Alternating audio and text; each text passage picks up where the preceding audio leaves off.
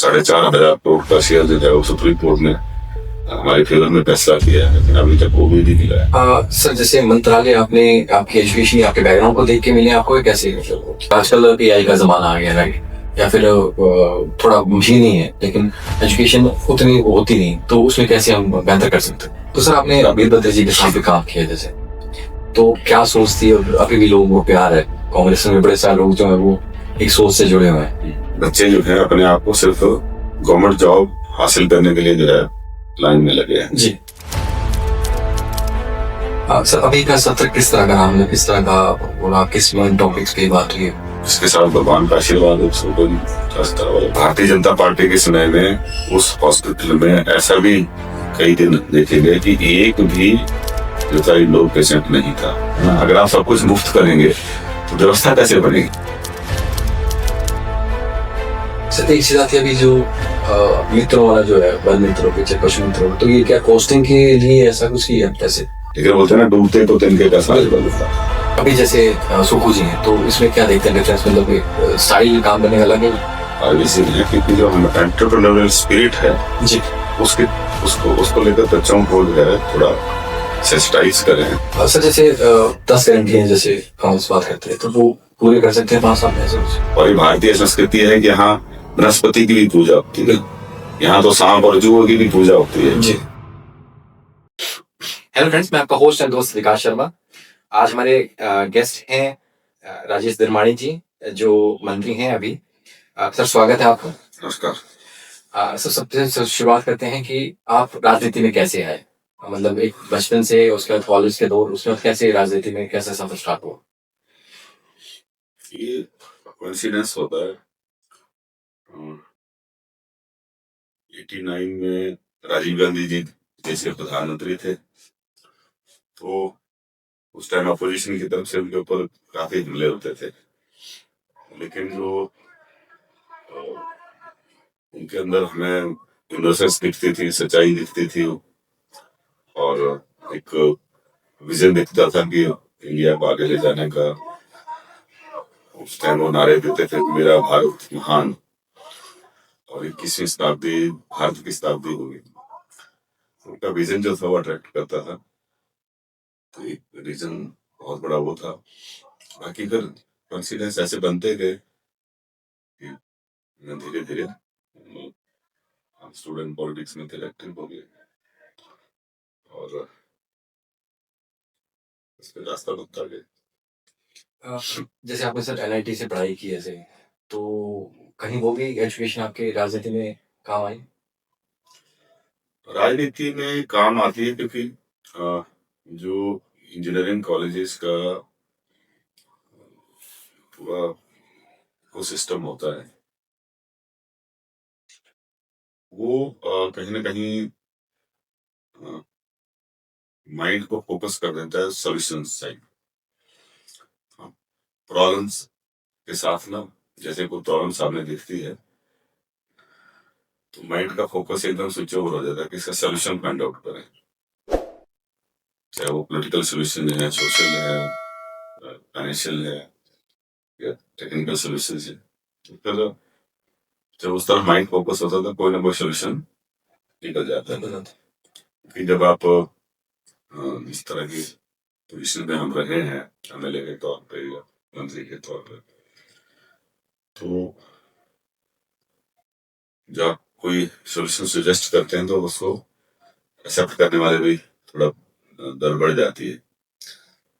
Common man जो है वो कई बार अच्छा सॉल्यूशन मिल जाता है, लेकिन वो कई बार इग्नोर कर दिया जाता है जी। तो दोनों चीजों का फायदा जो है यहाँ पे दिखता है। हालांकि जिस मिशन को लेके राजनीति की तरफ आकर्षित हुआ था वो तो दिखता नहीं पूरा होता हुआ, क्योंकि ये कलेक्टिव डिसीजन होते हैं। डेमोक्रेसी में कोई अकेला आदमी डिसीजन नहीं लेता है, और खास करके जो हमारी पोजीशन है उसमें तो हम अकेले डिसीजन नहीं ले पाते हैं, जो लेना चाहते हैं, लेकिन कहीं ना कहीं हम इन्फ्लुएंस जरूर करते हैं एक दूसरे की सोच को।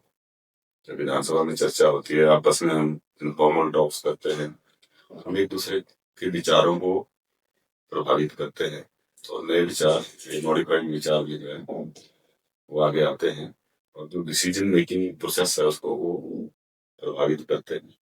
इस तरह से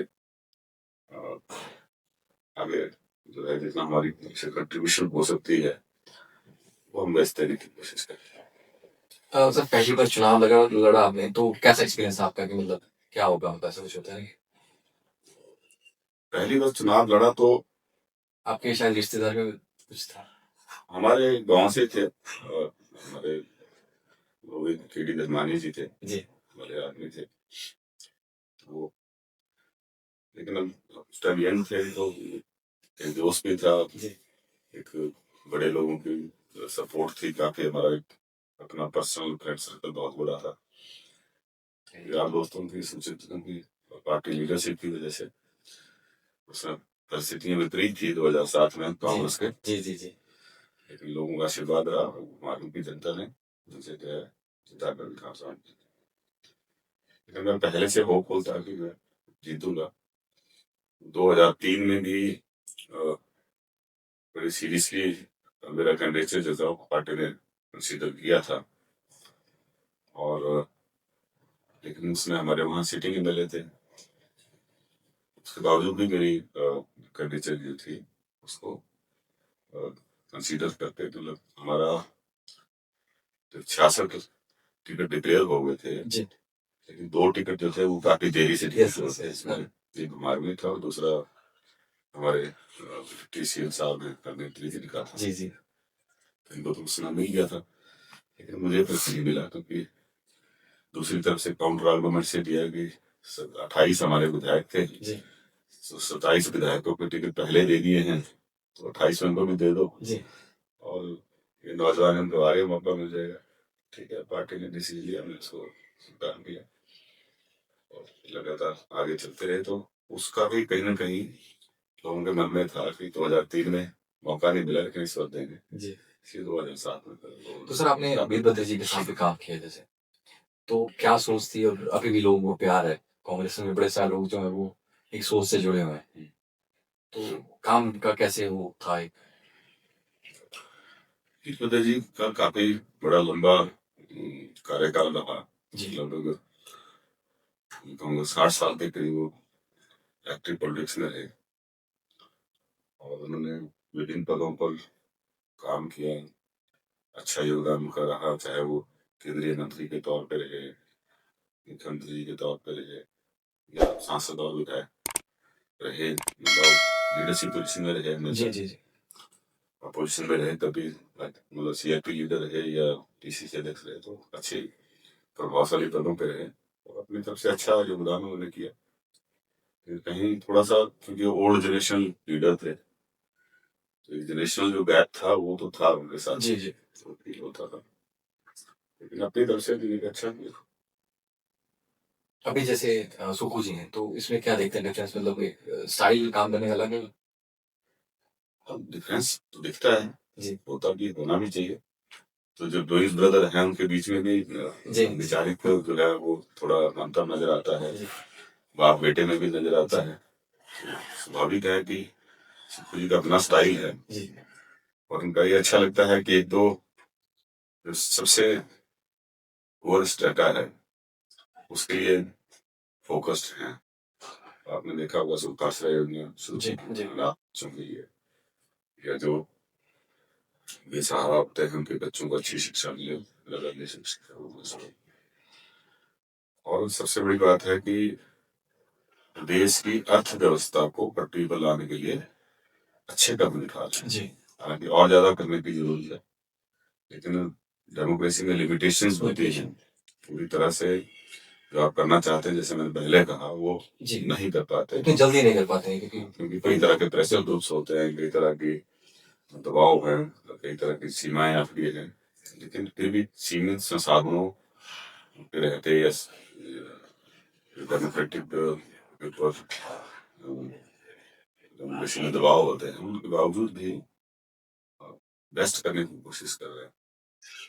और हमने देखा है कि कई बार लोग उनके पास ऐसे प्रपोजल लेके आते हैं जिससे प्रदेश को आर्थिक तौर पर नुकसान होता है। तो जैसे ही कन्वर्सेशन शुरू होती है तो पहले ही बोल देते हैं कि पैसे के अलावा जो भी आप हमसे सपोर्ट चाहेंगे वो मिलेगी जी लेकिन जहाँ पैसे इन्वॉल्व होंगे वहाँ हम मदद नहीं कर पाएंगे। तो इस तरह से सोच रखते हैं और बोल्डली काम करें। सबसे जी। बड़ी बात है जैसे वाइल्ड फ्लावर हाल है, पिछले 25 सालों से हमें मतलब हिमाचल सरकार जी, जी। को कोई पैसा नहीं मिला। जी जो एग्रीमेंट किया गया वो प्रॉपर एग्रीमेंट नहीं हुआ और उसको उन्होंने मैनिपुलेट किया अपने टेबल में। सरकार ने उसको टेक ओवर करने का निश्चय किया, निर्णय लिया और वो कोर्ट में गए जो अपोजिंग पार्टी, लेकिन कोर्ट ने हमारे फैसला दिया और अब हमें वही ग्रुप 2.25 करोड़ रुपए महीने का दे रहे हैं। जी बहुत जल्दी उसके दोबारा से टेंडर होंगे।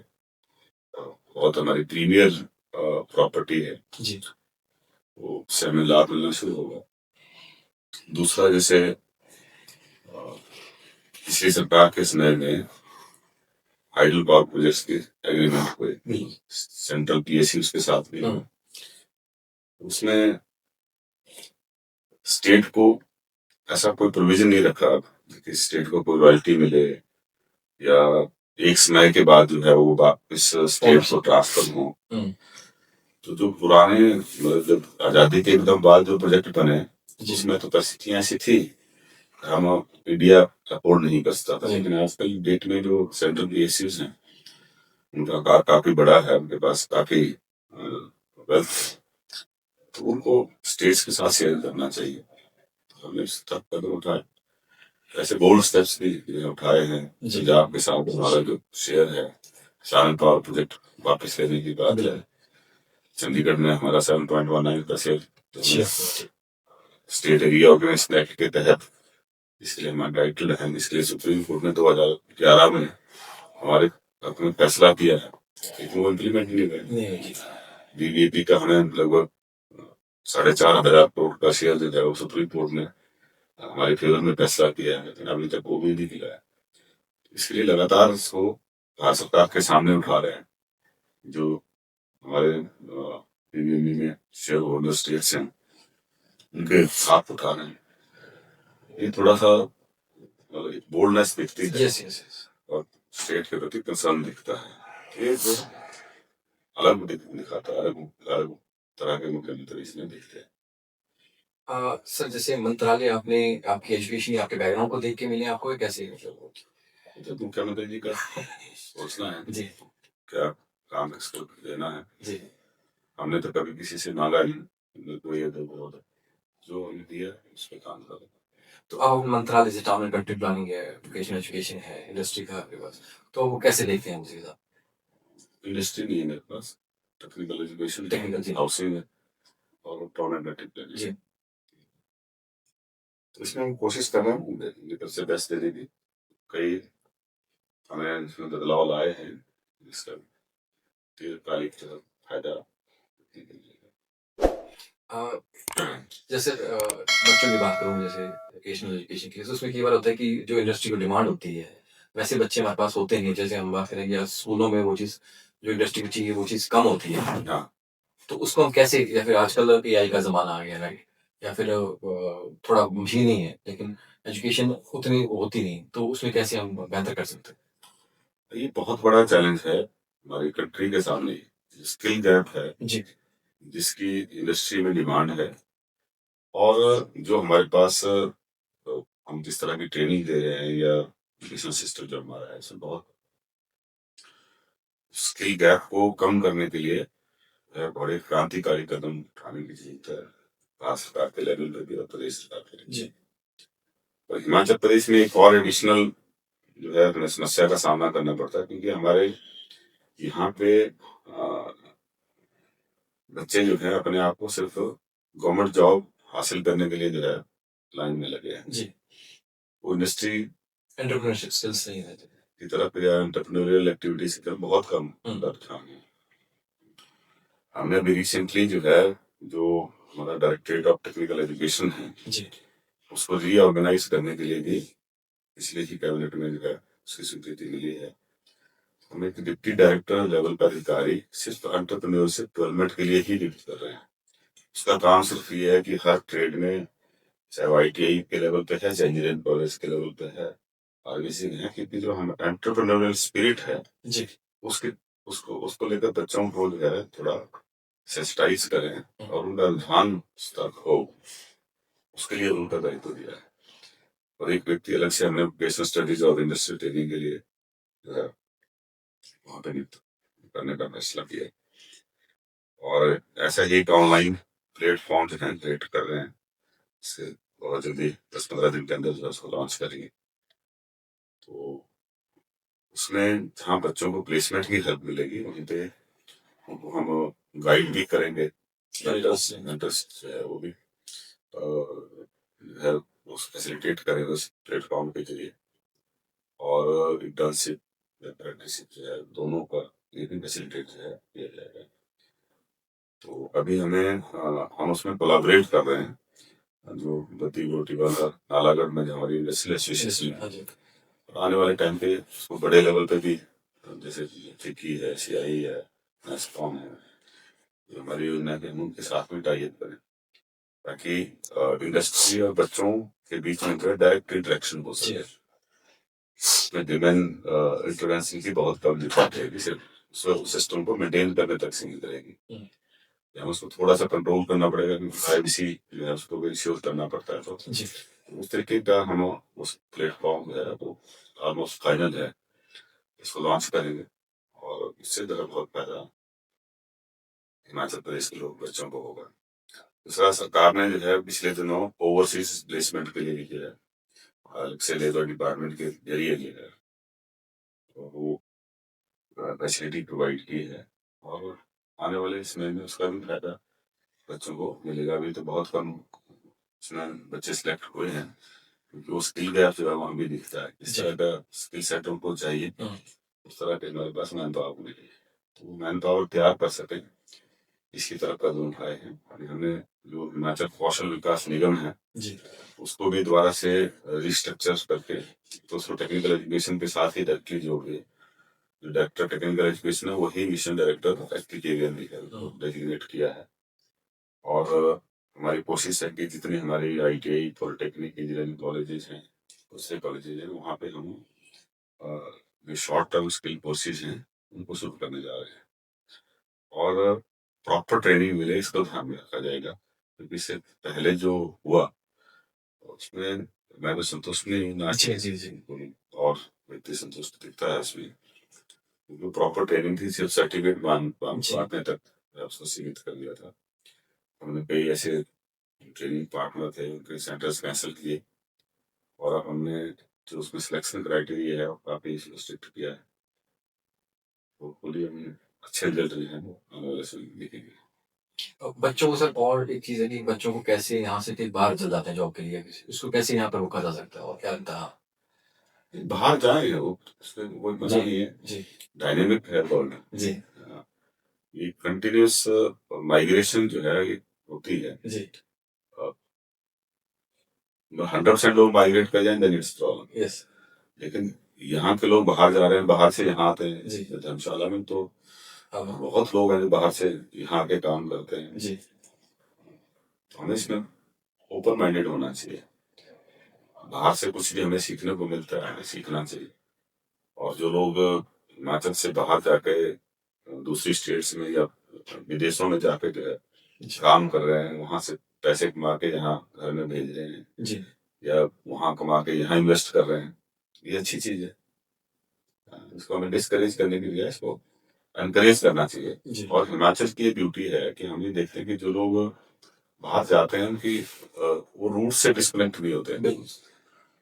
99% है वो उनका हमेशा रहता है कि हिमाचल को ना छोड़े, तो उनके रूट्स यहाँ रूटेड है हिमाचल प्रदेश में, वो सबसे बड़ी खासियत है।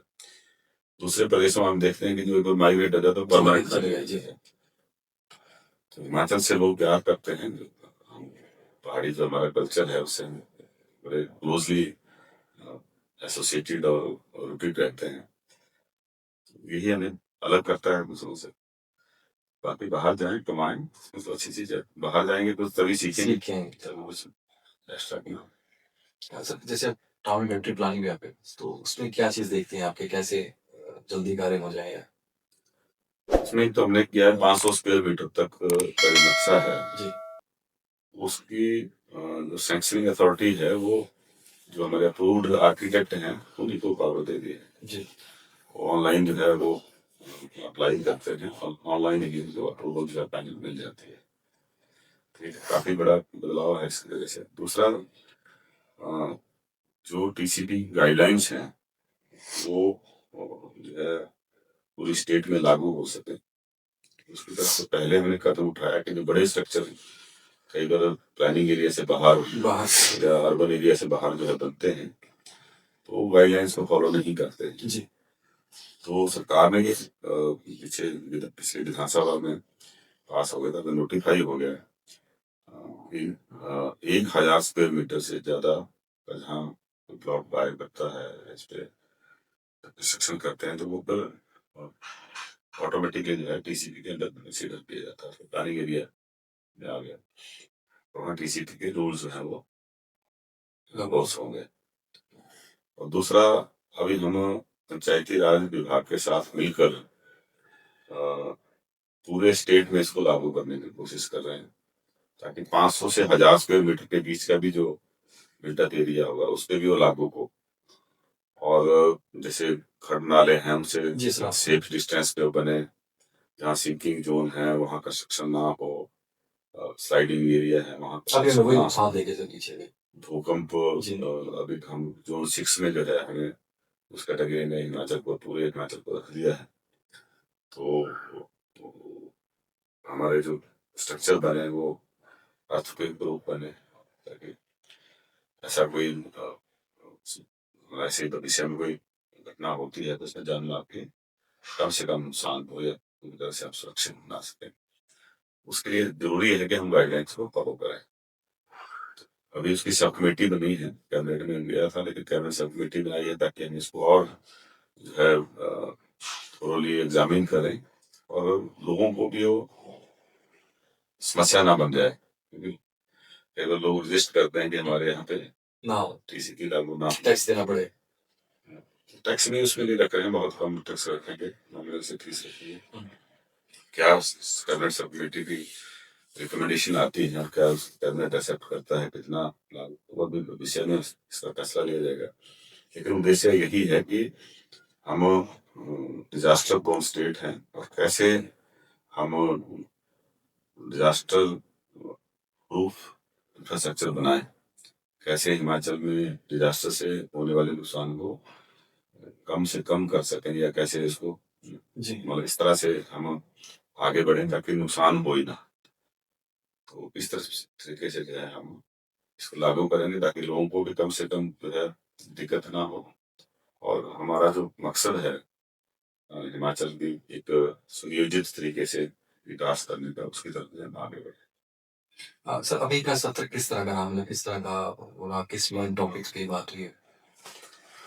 अभी का सत्र ठीक रहा, मतलब मैं कह सकता हूँ कि सत्ता पक्ष हावी रहा विपक्ष पे। विपक्ष ने कई ऐसे मुद्दे उठाने की कोशिश की लेकिन वो जब उसमें पार्टिसिपेट किया तो पूरी तरह भटके नजर आया। पहले ही दिन उन्होंने कहा कि हम काम रोको प्रस्ताव लेके आ गए और प्रश्नकाल भी नहीं होने दिया कि अभी चर्चा करो, पंचायती राज चुनाव जो है इस पे चर्चा लाई गई। वो तो वॉकआउट करना चाहते थे ताकि इस बात को लोगों में मैसेज देंगे, उन्होंने इस मुद्दे पर वॉकआउट किया। लेकिन अचानक से मुख्यमंत्री जी ने कहा कि हम स्पीकर साहब से अनुरोध किया हम चर्चा के लिए तैयार है तो अलाउ कर दो।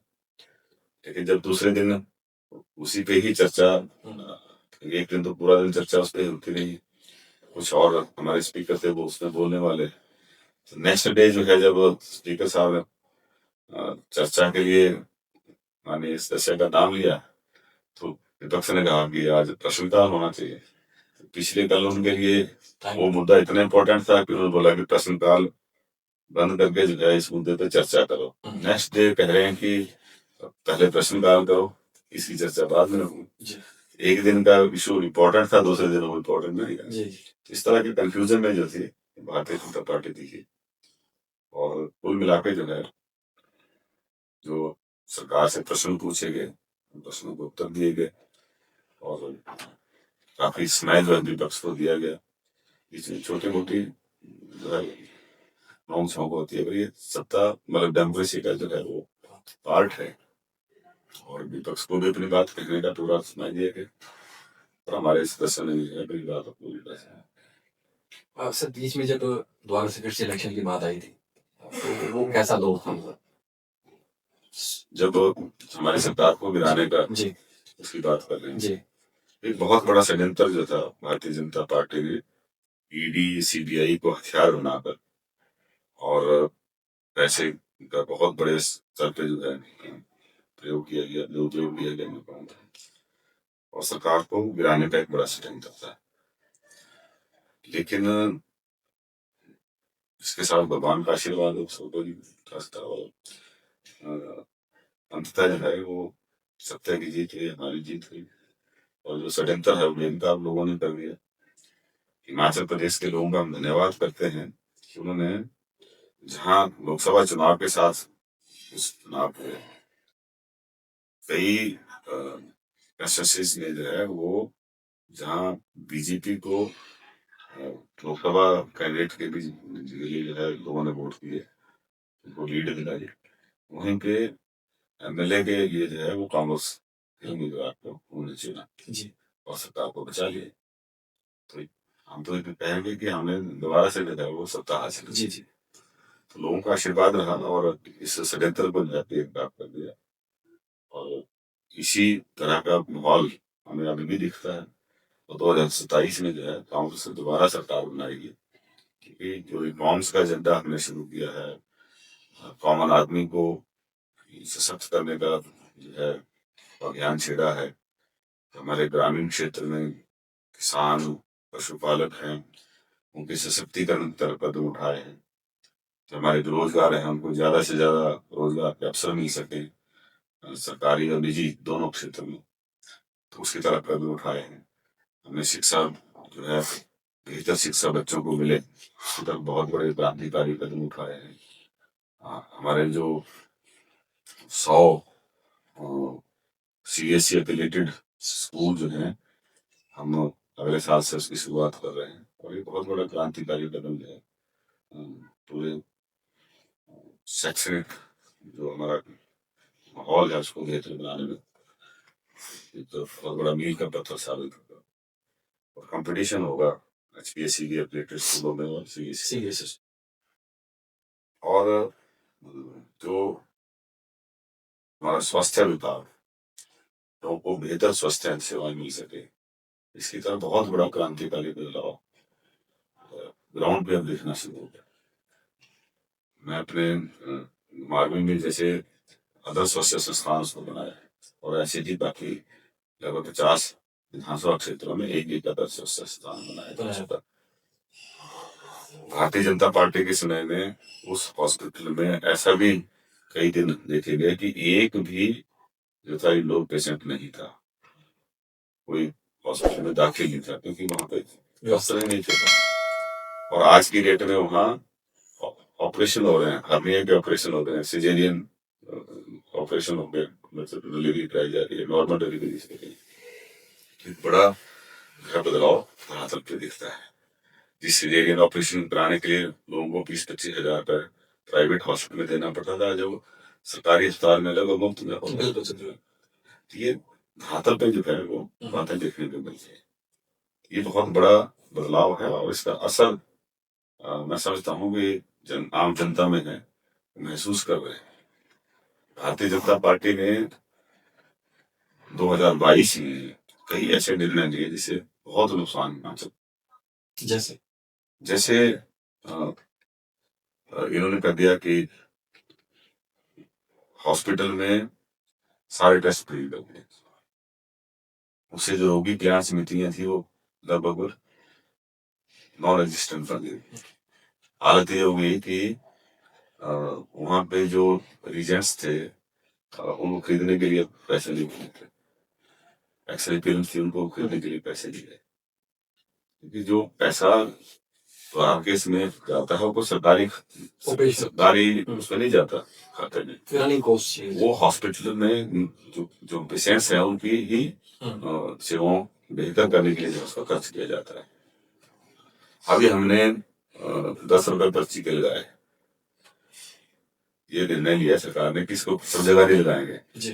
ताकि ये कहीं राजनीतिक तौर पे जो है इसको मुद्दा ना बनाए। लेकिन मैंने जैसे अपनी कसौसी में लगाया, हमने 2 हॉस्पिटल में लगाया। हम धन्यवाद करेंगे लोगों के कि उन्होंने हमारी इस भावना को समझा, और बीजेपी के 1-2 नेताओं के बयान के अलावा कहीं पे कोई हमने उसमें ऑप्शन रखे कि जो दे सकता है पैसे 10 रुपए उसकी पर्ची के, वो पेड पर्ची ले, जो नहीं दे सकता है उसको हम मुफ्त वाली पर्ची भी देंगे, लेकिन वो स्पॉन्सर्ड होंगे, मतलब आपके इसके खाते में पैसा जाएगा जी। लेकिन उसको जैसे गरीब आदमी नहीं दे सकता उसकी जगह कोई और उसको दे रहा पैसे। लेकिन जब मैंने जो हमारे वहाँ पे डॉक्टर्स हैं उनसे बात करी, कह रहे थे कि जैसे हमारे करीब 550-600 की ओपीडी एक दिन की है जी। तो मुश्किल से 4-5 लोग हैं जो मुफ्त वाली मुफ्त वाली पर्ची लेते हैं, बाकी जो है वो सब पे कर रहे हैं, क्योंकि उनको मालूम है कि ये पैसा अल्टीमेटली उनकी बेहतरी के लिए खर्च। और जैसे और कई कदम इन्होंने उठाए, 900 से ज्यादा संस्थान खोल दिए, उनके लिए जो स्टाफ लगाना था उसकी भर्ती नहीं की, बल्कि जो पुराने इंस्टीट्यूशन थे जहाँ वो अच्छे तरीके से चले थे वहीं से स्टाफ उठाते। मैं अपने वहां देखता हूँ 2 नए कॉलेज खोल दिए, संस्कृत कॉलेज था उसको टेक ओवर कर लिया, एक नया कॉलेज खोला, और एक कहा कि जो कुमारवी कॉलेज का प्रिंसिपल है वही इन 2 का भी प्रिंसिपल होगा। और ऐसा नहीं कि सिर्फ इलेक्शन 2 साल तक वो ऐसे व्यवस्था बना, जो कुमारवी कॉलेज के टीचर थे उनमें से ही कुछ टीचर जो है कहा कि 3 दिन यहाँ पढ़ाएंगे 3 दिन उसमें पढ़ाएंगे। तो जहाँ अच्छी शिक्षा मिल रही थी उनके भी बच्चे प्रभावित हुए, और नए में तो व्यवस्था बनी नहीं। इस तरह से गैर जिम्मेवाराना ऐसे बिजली पानी के बिल माफ कर दिए, भाई किसी ने डिमांड थोड़ी की उसकी, है ना? या तो ये कहते हैं कि जो नहीं दे सकता उसके माफ कर दिए, सबके माफ कर दिए। आपकी उसका जो मेंटेनेंस का खर्चा था वो उससे थोड़ा बहुत निकलता था वो भी खत्म हो गया जी। और एक ऐसी अव्यवस्था फैला दी सिर्फ इस सोच इस नियत से कि हमें दोबारा सत्ता में आना। आपके एनओसी लगते थे टीसीपी के या नगर निकायों में, उसको खत्म कर दिया और कहा कि बिजली पानी की कनेक्शन बगैर एनओसी के लगेंगे। उसका नतीजा हुआ कि आपके जो शहरी निकाय हैं उनकी आय के स्रोत सब बंद हो गए, लोगों ने जो पेंडिंग उनके ड्यूज थे वो नहीं दिए। तो ये सुनने को अच्छा लगता है कि हमने ऐसा कर लिया, लेकिन भाई आप उनसे पूछे थे आपने कानून क्यों बनाए? जो जिस कानून के तहत आप ये चार्जेस लेते थे वो कानून बंद कर देते थे। अब किसी ने जो है जितना उसका नक्शा अप्रूव था उससे ज्यादा उसने डेविएशन कर दी, किसी ने जो है एनक्रोचमेंट कर दी, किसी ने जो है वो जो उसका हाउस टैक्स है वो नहीं दिया। तो जो लोगों से ऐसे प्रावधान इसलिए किए हैं ताकि ये व्यवस्था बनी रहे।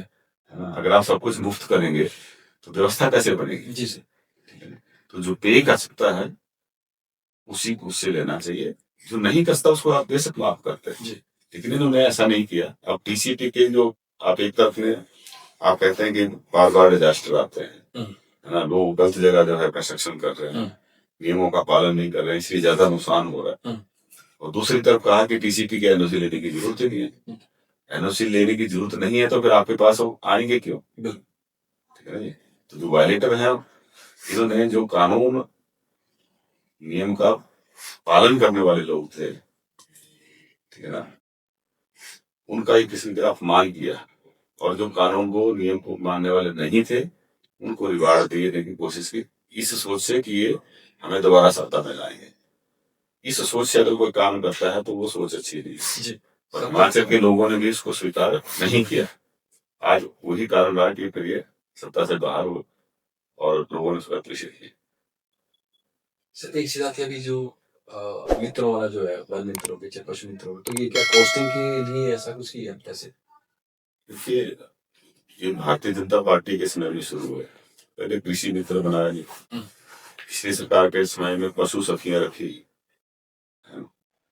और ये पॉलिटिकली मैं इसका जवाब दूं, इससे पहले ये हमसे पूछेंगे, देश को ये बताएं कि इन्होंने तो डिफेंस में फ्री क्यों किया, आर्मी में अग्निवीर क्यों रखे, है ना?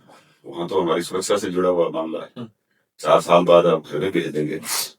जो हमारी सरकार ने पशु मित्र रखने जा रहे हैं, या बिजली उपभोक्ता मित्र रखे या वन मित्र रखे, उसमें 4 साल बाद वो वापस टर्मिनेट नहीं होंगे, सर्विसेज खत्म नहीं होंगी, वो गवर्नमेंट के एम्प्लॉइज है, उनके लिए आने वाले समय में पॉलिसी बनेगी।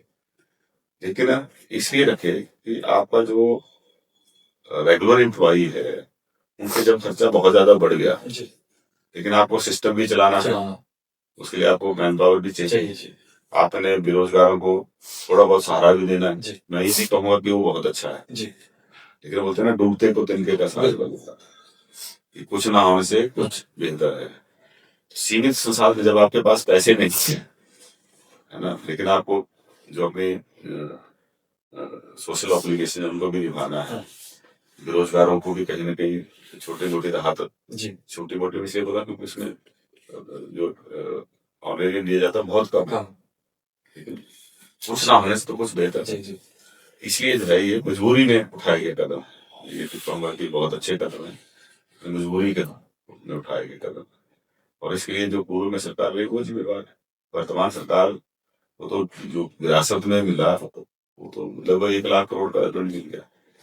ऐसे में जो है, जो हमें RDG ग्रांट थी वो लगभग 1/3 रहेगी, हमारे जो GST कंपनसेशन मिलता था वो बंद हो गया, और डिजास्टर हमारे 2 बार पिछले 3 सालों में आ गए। तो ये ऐसे परिस्थितियों में जो है ये मजबूरी में ऐसे कदम उठाए गए हैं, लेकिन आने वाले समय में जैसी परिस्थितियां बेहतर होंगी, इनके कल्याण के लिए जो है और बेहतर कदम उठाएंगे। सर जैसे 10 गारंटियां जैसे कांग्रेस बात करते हैं तो वो पूरे कर सकते हैं 5 साल में, ऐसा कुछ? 10 गारंटियों में कुछ तो गारंटियां ऐसी हैं, तो और जैसे हमने कहा था कि बच्चों को पहली से ही इंग्लिश मीडियम में पढ़ाना शुरू करेंगे, लागू कर दी है। अच्छा, गोबर खरीद का था वो शुरू किया है, उसमें कोई फाइनेंशियल बर्डन नहीं पड़ेगा, बल्कि उसको हम अच्छी, उससे तो अर्निंग का मोड भी बन सकता है सरकार, उसकी डिमांड बहुत है। अभी मुझे कोई मिला कि गल्फ कंट्री में जो है वो वर्मिंग कंपोस्ट की डिमांड है, आप हमें जितनी मर्जी दिला दो हम उसमें ले जाएंगे, एक्सपोर्ट कर लो।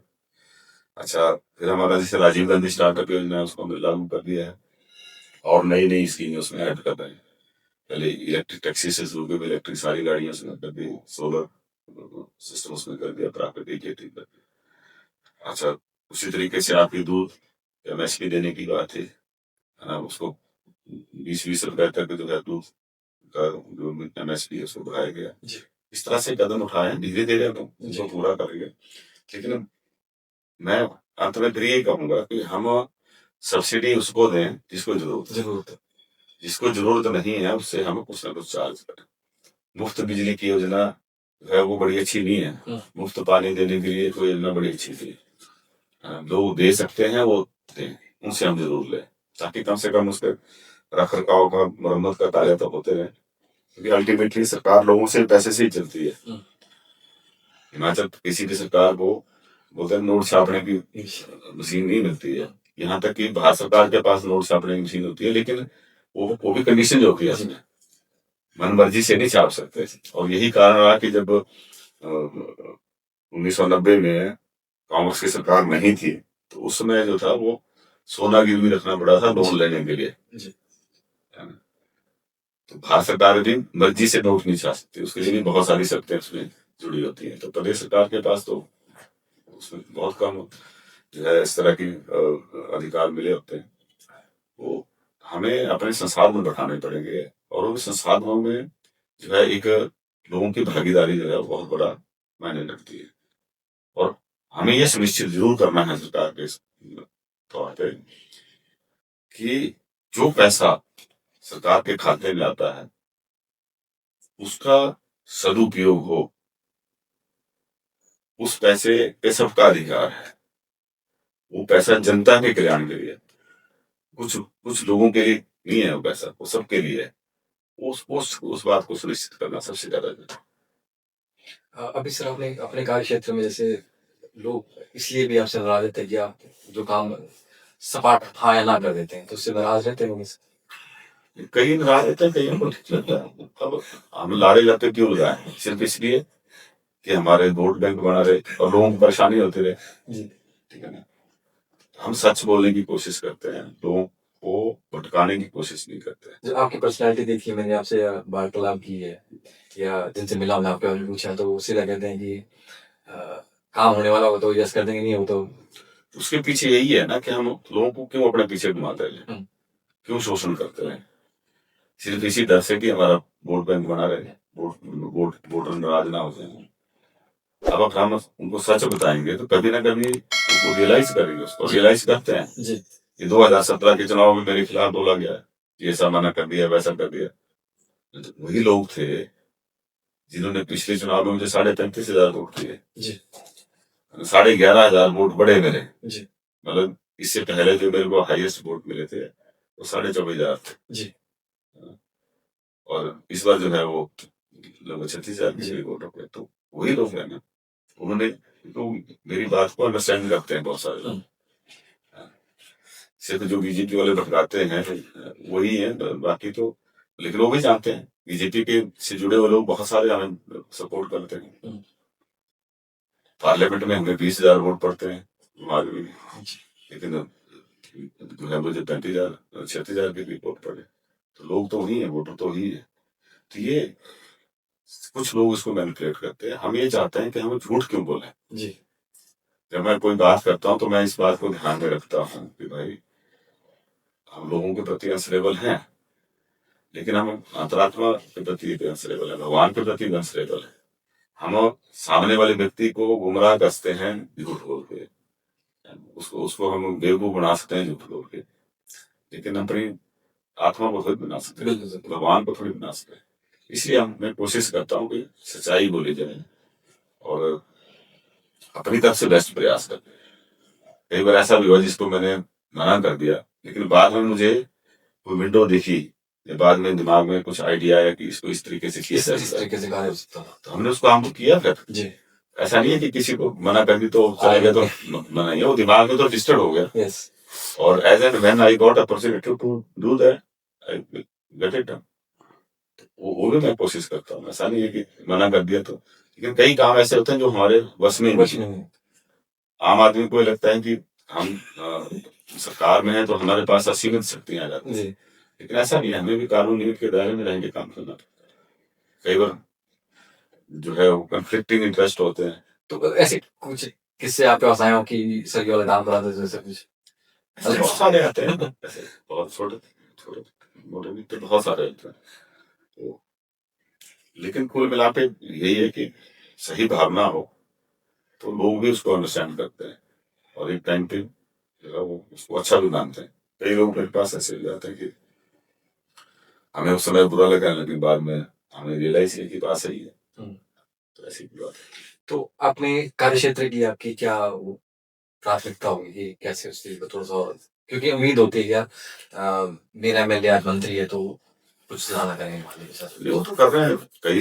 अब हर गांव की अलग अलग जो है वो प्रायोरिटीज रहती है। जी मेरी सबसे बड़ी कोशिश है कि मैं हर हैबिटेशन को सड़क से जोड़ सकूं जी, और वहाँ अच्छी ट्रांसपोर्ट की फैसिलिटीज दे सकें। हम अगर अच्छी सड़क बनाते हैं, हर गांव को सड़क से जोड़ते हैं, वहाँ ट्रांसपोर्ट की अच्छी फैसिलिटीज देते हैं, तो हमारे लिए 10, 15, 20 किलोमीटर की दूरी नहीं रह जाती है ना। हर गांव में फिर डिस्पेंसरी खोलने की जरूरत नहीं है, हर पंचायत में स्कूल खोलने की जरूरत नहीं है जी। फिर हम कुछ स्कूल, कुछ कॉलेज, कुछ हॉस्पिटल को और बेहतर बना सकते हैं। बिल्कुल ठीक है ना। जब हम मान लिया जैसे हमारे बिलासपुर में बड़ा हॉस्पिटल है, जोरल हॉस्पिटल है, एम्स है, या हमारे सिविल हॉस्पिटल है, उसको पहुंचने के लिए हमारे गांव में सड़क नहीं है, लेकिन हमारा घर वहां से 1.5 किलोमीटर की दूरी पे है, लेकिन सड़क से कनेक्टेड नहीं है। जी जी आदमी अगर बीमार होता है तो उस 1.5 किलोमीटर को पूरा करने के लिए उसको 2-3 घंटे लगेंगे, बिल्कुल बिल्कुल उसको उठा के लाने के लिए पहले व्यवस्था बनानी पड़ेगी, पालकी की है, जी, जिसे जी, लाना जी। है, उसके बाद लोग अरेंज करने पड़ेंगे, तब जाके अपन। लेकिन अगर आपके घर सपोज वहां से 30 किलोमीटर दूरी है, लेकिन सड़क से जुड़ा है, तो हम जो है वो एम्बुलेंस कॉल करेंगे और वो 20 मिनट में जो है हम बिना किसी ज्यादा समस्या से जो है हम हॉस्पिटल में पहुंच जाते हैं। जी तो कौन सा बेहतर विकल्प है, ये लोगों ने देखना है। लेकिन हर गांव के अलग अलग प्राथमिकताएं हैं। आजकल जो गांव सड़क से पूरी तरह जुड़ गए हैं, उनकी प्राथमिकता सड़क नहीं है या पानी की अच्छी व्यवस्था है, बिजली की अच्छी व्यवस्था है, वो बोलते हैं हमारे शमशान घाट को बना। शमशान घाट को सड़क से, तो हर गांव के अलग अलग प्राथमिकता है। तो आपकी कुछ अपने एरिया को लेकर कुछ प्राथमिकता होगी यहाँ पे, ऐसा कुछ मॉडल बनाया जिसे आते हैं उसके बाद, तो ऐसा कुछ बेहतर किया जाए, सब कुछ अभी हम कर रहे हैं, जैसे सड़कों के ऊपर काफी फोकस किया है और काफी फंड्स का जो है अरेंजमेंट किया है। दूसरा मैंने मुख्यमंत्री जी से अनुरोध किया था कि हमें 4 जो है स्कूल सीबीएसई बोर्ड से उसके एफिलिएटेड स्कूल जो है उसको करने के लिए अरेंजमेंट किए हैं। और एक हमारा राजीव गांधी डे को उसको बना आदर्श स्वास्थ्य संस्थान बनाया ताकि बच्चों को अच्छी लोगों को अच्छी स्वास्थ्य सेवाएं मिल सके। ट्रांसपोर्ट की फैसिलिटीज जो है उसको बढ़ाएं। पिछली बार भी हमने उसमें कई बसें जो है चलाई थी, एक बस अभी भी चलाई। तो इस तरह से नए कदम जो है उठाने की कोशिश है। और एक डिजिटल यूनिवर्सिटी भी जो है वो पिछले बजट में जो है उसकी घोषणा करवाई है। लगता है आने वाले समय में इसको जल्दी हम यहाँ तक उतारेंगे। जमीन ट्रांसफर का जो है प्रोसेस जारी है और उसकी तरफ कदम बढ़ाएं। सर आखिर में आप अपनी तरफ से कुछ कहना चाहते हैं? मतलब आखिर में यही है कि सरकार का एक रोल है महत्वपूर्ण, जो हमारे लिए संस्थान बनाते हैं, व्यवस्था बनाते हैं और इंफ्रास्ट्रक्चर बनाने में सहयोग देते हैं। कानून व्यवस्था ठीक बनी रहे उसकी तरफ जो है प्राथमिकता सरकार की रहती है। हर व्यक्ति को जो हमारी इसकी मूलभूत जरूरतें हैं उसको राशन देने की, उसको घर आश्रय देने की और बच्चों को अच्छी शिक्षा मिले उसकी उसकी जो है फैसिलिटीज निश्चित करने की, ये तो सरकार का काम है। और सरकार उसको बेहतर करने का प्रयास कर रही है। पहले की सरकारों ने भी किया, वर्तमान भी कर रही है। लेकिन कुछ काम लोगों को करने का है और उसमें हम सबकी भागीदारी से ही उसको सुनिश्चित कर सकते हैं। लोगों को सर किस तरह के काम से उम्मीद होती है कि किस तरह के रिस्पॉन्सिबिलिटी लोग दें? लोगों को, क्योंकि मैं ये समझता हूँ कि हमारे पास कमियां भी हैं लेकिन हमारा समाज बेहतर है। समाज में आपस में भाईचारा है, सद्भावना है, एक दूसरे के प्रति हम कंसर्न फील करते हैं, हमारे अपराध ना हो, क्राइम ना हो और एक दूसरे के साथ हम अन्याय ना करें, एक दूसरे के अधिकारों का हम अतिक्रमण न करें। सबको जो है स्वतंत्र और एक अपने सपनों को पूरा करने का पूरा अधिकार है। तो उस तरह का जो माहौल है वो बनाने के लिए सबको आगे आना पड़ेगा। जो सामाजिक बुराइयां हैं उसको खत्म करने के लिए सबको आना पड़ेगा। किसी का शोषण ना हो इसलिए हर आदमी को सुनिश्चित करना पड़ेगा। शोषण तो आपके उसके लिए तो कई चीजें ऐसी है जहाँ कानून में नहीं है, बिल्कुल वो आदमी के विवेक पे छोड़ा गया है। जी समाज बेहतर होगा, हमारे लोग बेहतर होंगे तो समाज बेहतर होगा। जी लोग अच्छे नहीं होंगे, कुछ लोगों की वजह से समाज जो है पूरा डिस्टर्ब होगा। डिसरप्टर कुछ लोग होते हैं, लेकिन समाज पूरा प्रभावित होता है। अगर समाज हमारा अच्छा होगा, हमारे सामाजिक मूल्य अच्छे हैं, हम नैतिक मूल्यों का पालना करते हैं, तो 100 खामियां भी सिस्टम में होंगी वो ठीक हो जाएंगी। लेकिन अगर सिस्टम हम जितना मर्जी अच्छा बना रहे हैं, जैसे अन्ना हजारे जी का मूवमेंट हुआ, उन्होंने कहा कि लोकपाल बनाया जाए, भ्रष्टाचार खत्म हो जाए। तो आज लोकपाल भी हैं, लोकायुक्त भी हैं, सिटीजन राइट एक्ट भी लाया है, और सिटीजन चार्टर भी बने हैं, आरटीआई भी है, वॉलंटियर डिस्क्लोजर की स्कीम्स भी हैं, लेकिन उसके बाद भी करप्शन है। उसके बावजूद भी लोगों को समय पे न्याय नहीं मिलता है। लोग कोर्ट कचहरी के चक्कर काट रहे हैं, कई वीडियो से काट रहे हैं, फिर जो है वो न्याय नहीं मिलता है। हम जो है एक अधिकारी या किसी जो अथॉरिटी व्यक्ति रखता है उसके पास जाते हैं, तो अगर वो न्याय प्रिय होगा तो अच्छा फैसला लेगा, लेकिन न्याय प्रिय नहीं है तो वो भी अन्याय करेगा। ये सेंसिटिविटी की जरूरत है, आदमी के अंदर अच्छे नैतिक मूल्य हों उसकी जरूरत है। हम जिस सतयुग की कहानियां सुनते थे, आज वो इंडिया में वो कल्चर कहीं नहीं दिखता है, लेकिन विदेशों में कई जगह दिखता है। हम जापान में देखें, आप फिनलैंड, स्वीडन, आइसलैंड में देखें, वहां पे बेटियां बहनें हमारी सुरक्षित हैं। लेकिन जिससे हम भारतीय संस्कृति के हमें जिस पे गर्व है, सतयुग की कहानियां सुनते या हमारी जो पौराणिक कथाएं हैं, लेकिन आज हम देखते हैं कि यहाँ पे जो है माता बहनें सुरक्षित नहीं है। आए दिन अखबारों में, टीवी में ऐसे दिखते हैं, लूटपाट होती है। आदमी शहरों में तो ऐसा है कि रात को सोया सुबह सुरक्षित है कि नहीं, इसकी भी कोई गारंटी नहीं। तो सरकार का एक रोल है, बहुत इंपॉर्टेंट रोल है पूरी व्यवस्था बनाने में, लेकिन सब जगह सरकार नहीं हो सकती। जब तक हम अपनी जिम्मेवारी खुद नहीं लेंगे तब तक तो हमें युवाओं से उम्मीद है कि हमारे युवा जो है एक आदर्श नागरिक बने, अपने साथ साथ दूसरे का भी ख्याल रखें। हम ये कोई काम ना करें जिससे दूसरे को परेशानी होती हो, और खुद भी आगे बढ़े, दूसरे को भी आगे बढ़ने में मदद करें। खुद आप एक अच्छे नागरिक बनेंगे तो उसका असर दूसरे के ऊपर पड़ेगा। इस तरह से हमें रिस्पॉन्सिबिलिटी, जो हमारी एक कलेक्टिव रिस्पॉन्सिबिलिटी बनती है, कि इंडिविजुअल के तौर पर रिस्पॉन्सिबिलिटी बनती है, समाज के प्रति, परिवार के प्रति, आदमी को तो ये जिम्मेवारी दी है कि हम दूसरे व्यक्ति का तो ध्यान रखें, लेकिन साथ में प्रकृति का भी ध्यान, जो जीव जंतु हैं उनका भी ध्यान रखें, उनके संरक्षण का भी काम करें। और ये भारतीय संस्कृति है कि यहाँ वनस्पति की भी पूजा होती है, यहाँ तो सांप और जुओं की भी पूजा होती है ना। यहाँ पे तो हम जब पूजा करते हैं तो सूर्य भगवान को भी जो है वो अर्घ चढ़ाते हैं। उसके पीछे का हम स्टार्स की पूजा करते हैं, ग्रहों की पूजा करते हैं।